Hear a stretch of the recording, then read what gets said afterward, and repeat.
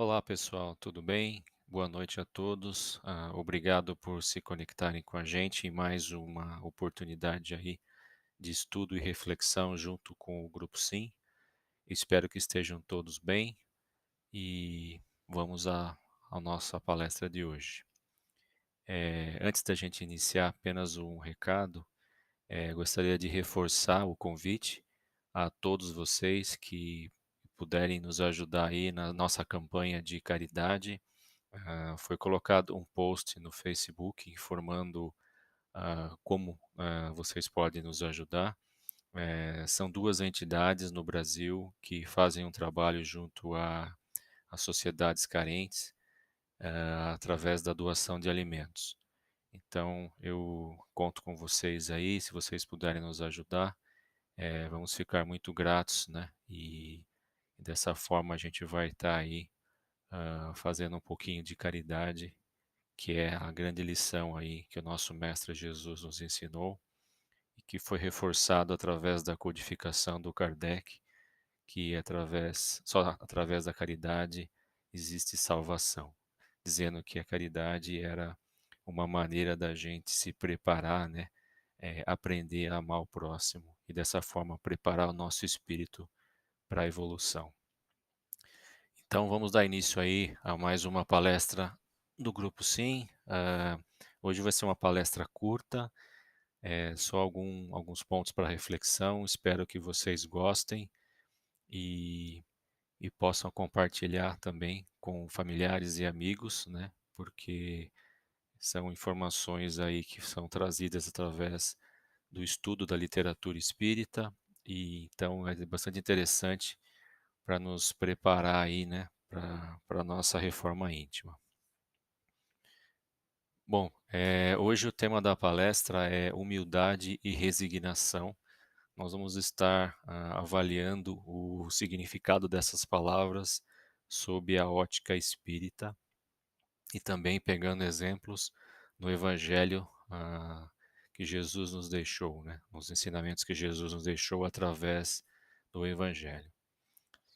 Eu gostaria de começar com a palavra humildade, mas na verdade eu gostaria de relembrar a primeira frase do Sermão da Montanha, se vocês lembram, ou Sermão do Monte. Se vocês lembram, quando Jesus se viu cercado de pessoas que vieram para escutar suas palavras, ele subiu no monte e ele iniciou um sermão, ou que eu considero uma das orações mais bonitas, né, e o ensinamento mais valioso de todos que Jesus deixou durante a sua passagem aqui na Terra.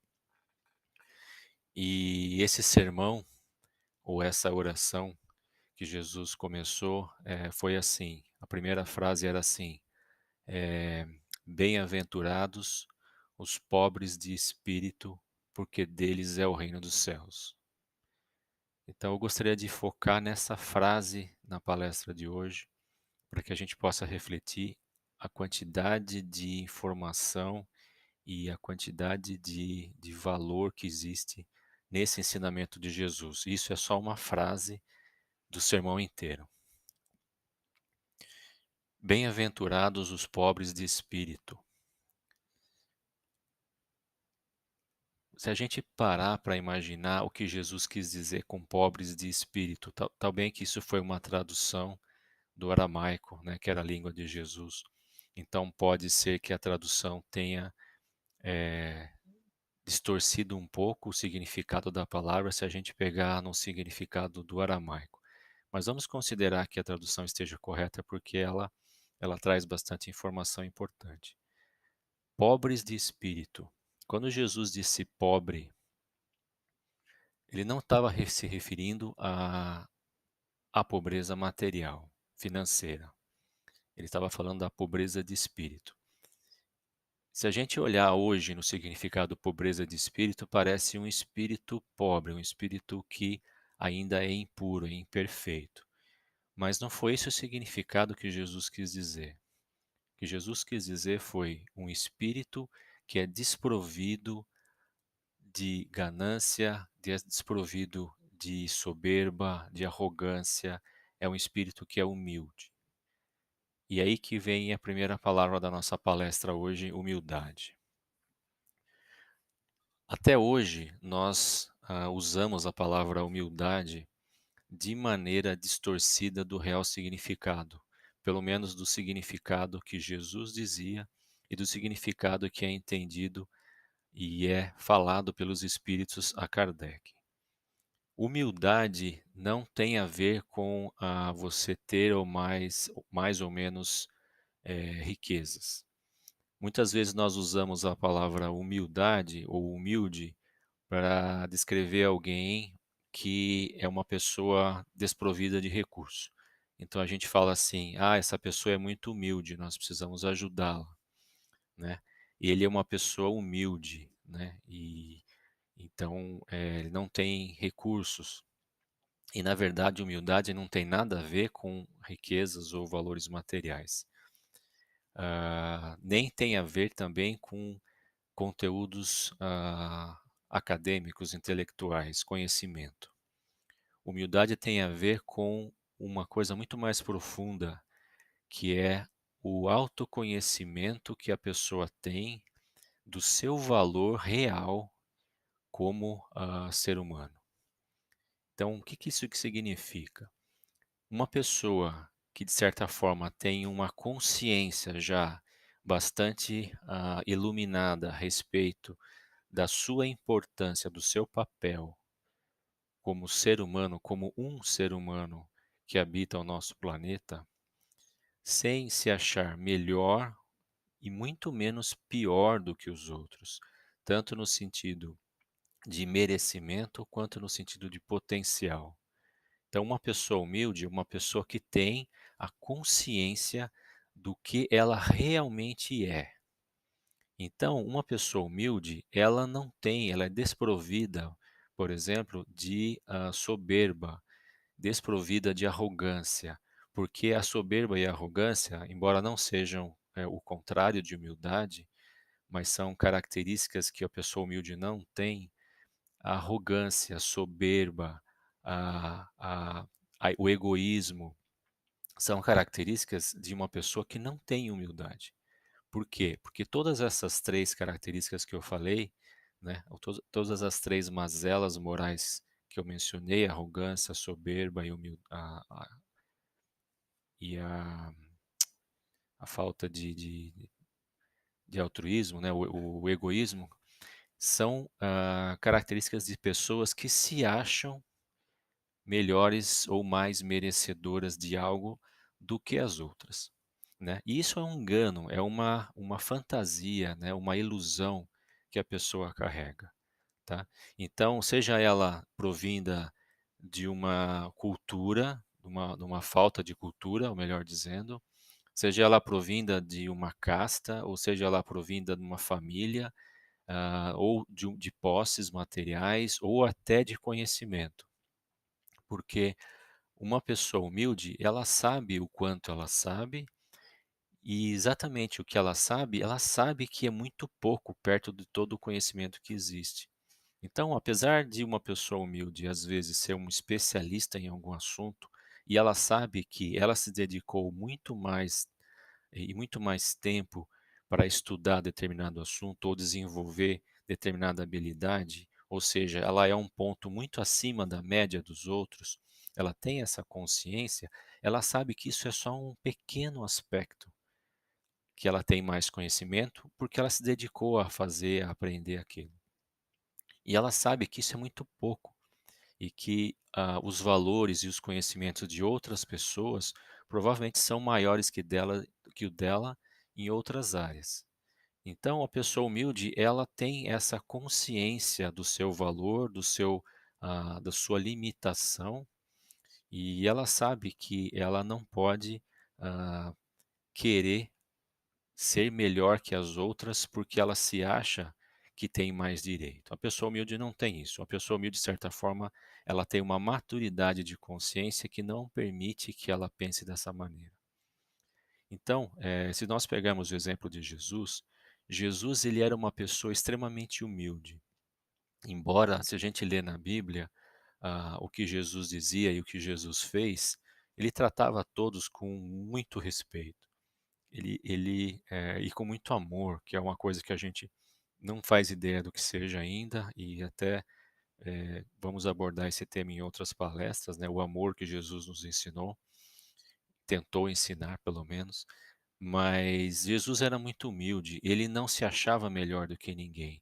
Embora ele soubesse, tivesse uma consciência de que ele era um espírito muito mais evoluído que todos os da época, né, e na verdade todos nós até hoje, ele tratava todo mundo com muito respeito, com muita dignidade e nunca se impôs e nunca quis tomar o poder, nunca quis fazer nada desse tipo, até porque não era a missão que ele veio fazer, ele veio nos educar.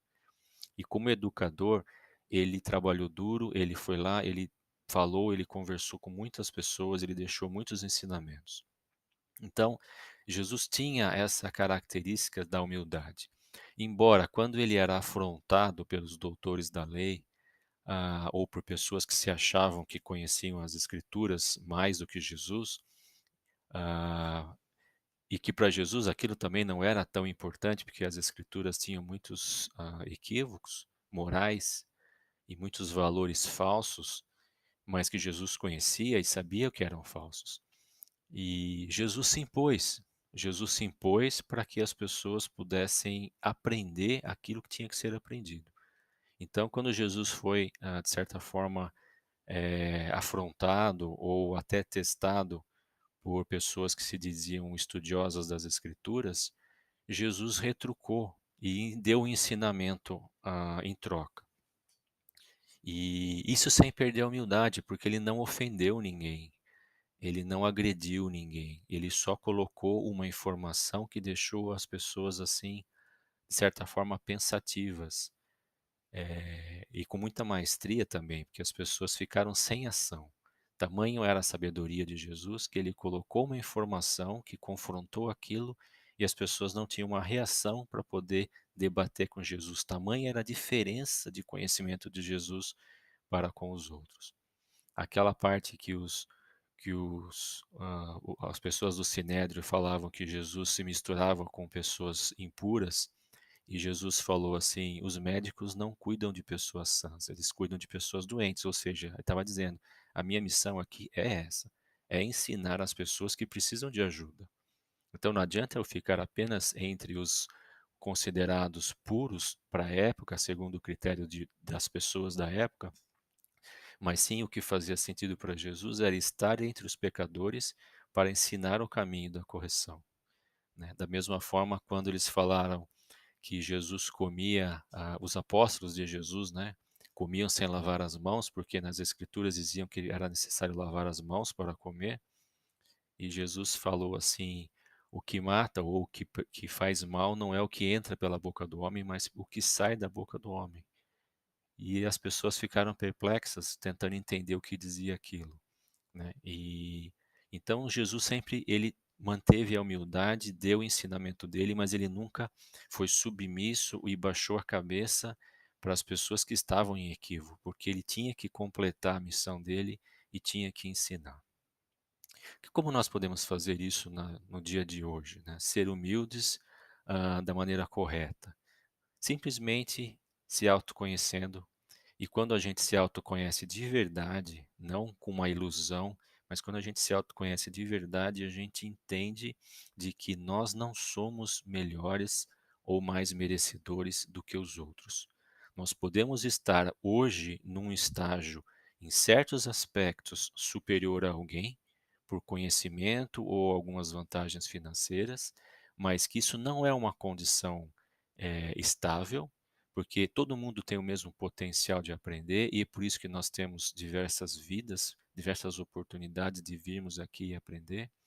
Então, nós temos que ser humildes a ponto de continuar caminhando e tentar ajudar todos aqueles que nós podemos ajudar e também ter a humildade de ouvir aqueles que nós reconhecemos que têm mais conhecimento ou mais valores morais que a gente. E, de certa forma, aprender com isso. E agradecer, porque essas pessoas que estão passando esses valores e esses conhecimentos para a gente estão fazendo a parte deles também, que é nos ajudar. Então, a humildade tem a ver com isso, não tem a ver com submissão, e não tem a ver com o que a gente fala, né, de pessoas humildes, são pessoas, sem cultura e sem bens materiais, né. Lógico que todo mundo sabe disso, mas é só uma reflexão para reforçar, a palavra humildade e a importância que essa palavra tem no ensinamento de Jesus. E a outra palavra que eu gostaria de refletir com vocês hoje é a palavra resignação. Essa palavra é uma palavra, bastante usada, principalmente, no espiritismo, porque os espíritos, eles nos deram grandes ensinamentos que nos demonstram, através de explicações e também de exemplos, de que nós, aqui no planeta, passamos, né, que eles chamam de provas e expiações, nós estamos num mundo de aprendizado. Então, a resignação, ela tem muito a ver com a maneira com que você encara o seu sofrimento, tá? Essa é a palavra-chave para a gente entender resignação. Nenhum sofrimento, nenhum sofrimento está sendo causado a qualquer um de nós por punição. Isso é uma coisa que o espírita tem uma consciência bastante ampla a respeito disso. Não existe punição. Se nós sofremos, é porque nós necessitamos de algum aprendizado. E esse aprendizado, ele é importantíssimo para a nossa evolução espiritual. Não é prazeroso para o nosso corpo físico. Não é prazeroso principalmente para o nosso ego, que é aquela ilusão de que nós temos, de que nós somos quem nós somos no mundo físico, esquecendo de quem nós somos no mundo espiritual. Então, a resignação, ela tem a ver com o fato de que você sofre, porque é esse o seu estágio evolutivo atual, é essa a sua frequência de vibração no mundo de provas e expiações. Você sofre porque é a única maneira de você aprender. E isso está sendo causado por você mesmo, porque o sofrimento é opção sua, não é causado por ninguém. Por mais mal que alguém possa nos fazer, dentro do conceito aqui do plano físico que a gente possa imaginar, a gente sofre porque a gente tem o ego ferido ou o nosso corpo que estimula alguns instintos de sobrevivência que nos causam dor e nos causam tristeza. Mas o sofrimento é opcional, ele é característico de um espírito que ainda está em fase de aprendizado. Não é ruim, e é simplesmente necessário. Então, a resignação tem a ver com o estágio da consciência que entende esse mecanismo. E por entender esse mecanismo, ele foca mais na lição do que a ser aprendida, do que na forma como a lição foi aplicada. O resignado, ele não é a pessoa passiva que aceita e sofre calado. Isso não tem nada a ver, tá? Isso é submissão. A resignação é aquele espírito que observa, que aprende, ou aquela pessoa, né, que tem aquela consciência espiritual expandida, aonde ele sempre busca aprender aquilo que está sendo ensinado através daquele fato que causou o sofrimento. Então, a resignação, ela é algo muito importante a ser trabalhado para todos nós, independente de nosso credo, independente da nossa situação cultural, econômica, social, etc. É uma característica que o espírito precisa desenvolver para que ele possa aprender as lições de maneira mais rápida e dessa forma acelerar o seu progresso. Resignação, então, é uma das coisas mais importantes que os espíritos vieram nos trazer através da codificação de Allan Kardec, que é entender o mecanismo natural. O mecanismo natural, para a gente achar um antônimo, só para a gente ilustrar melhor o que significa, no livro dos Espíritos eles chamam de leis divinas ou naturais, sinônimo. Divino e natural nas leis são sinônimos. Ou significa o quê? Que Deus criou tudo que é natural. Tudo que faz parte da criação de Deus é natural. E o contrário disso seria o artificial, que significa alguma coisa que foi alterada pelo homem através de uma manipulação consciente do homem. Que esse artificial, né, vem da expressão arte, artesão, artifício, ou seja, algo que foi elaborado pelo homem. Então, o homem, ele modifica as coisas e é importante que seja assim. As coisas precisam ser modificadas pelo homem e só que essa modificação pelo homem, quando é equivocada, ela gera o sofrimento, porque a gente vai ao contrário do que é natural. O homem ele foi criado para pensar e para agir e para transformar o mundo. Só que o homem é muito movido ainda pelos instintos e pelo ego. Então o homem ele manipula as coisas naturais ao seu bel prazer, para o seu bem-estar, para o seu benefício. Dessa forma ele desequilibra aquilo que é natural. Então esse desequilíbrio acaba criando o sofrimento. Então, o resignado, ele tem essa consciência de tudo isso.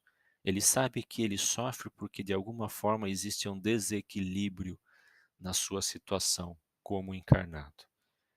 Ele ainda não aprendeu alguma coisa, ele ainda tem valores, ou ele ainda está muito submisso aos seus instintos animais, que é a sua origem. E tudo isso foi programado para que fosse assim. Né? Só que não precisa continuar assim eternamente. É esse que é o ponto-chave também, né? O submisso, ou melhor, o, o homem que tem essa consciência, o resignado, ele passa por isso porque, na verdade, ele ainda não atingiu toda a sabedoria.